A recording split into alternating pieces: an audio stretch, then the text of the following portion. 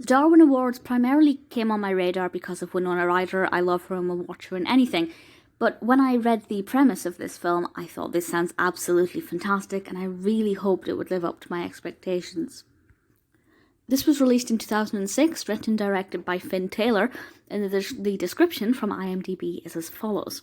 To investigate bizarre insurance claims that transpired in either accidents, deaths, or both, a former cop and an insurance investigator travel throughout the country to look at the cases up close. This is fantastic. And what I like about this, so I like the fact that it's got that criminal aspect. It's not really branded as a crime drama. It's more of a, to be honest, it's a comedy. It is funny. It's very funny. I like the chemistry between Joseph Fiennes and Winona Ryder. I think they work very well as a duo on screen. Their highs and lows. It's great to kind of watch them journey together and have their little tiffs and spats.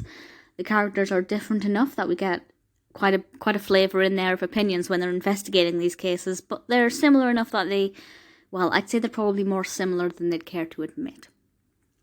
So the characters are great, the casting's brilliant. Obviously with Fiennes and Ryder we also have David Arquette, Burrell, a whole host of names that I've seen in bits and pieces.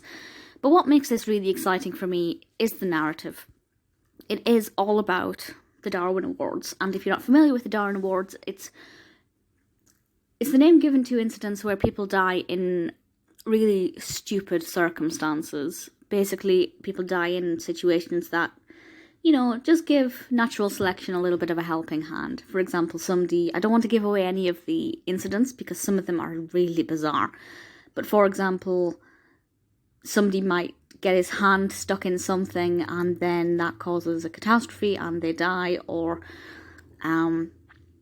just very unusual ways of dying that could have been avoided were the victim not absolutely stupid, basically. It's great fun to watch. It's really exciting to think, well, what's going to happen next? What will the next case be? It's brilliant fun. I love the characters. I love the character development.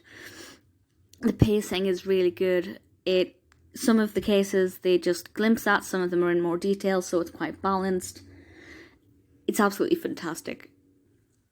As a comedy, I wouldn't say it's laugh out loud funny, but it's funny enough that it remains entertaining. I really like it. I think it's beautifully shot. The pacing's great, the characters are great, acting is great.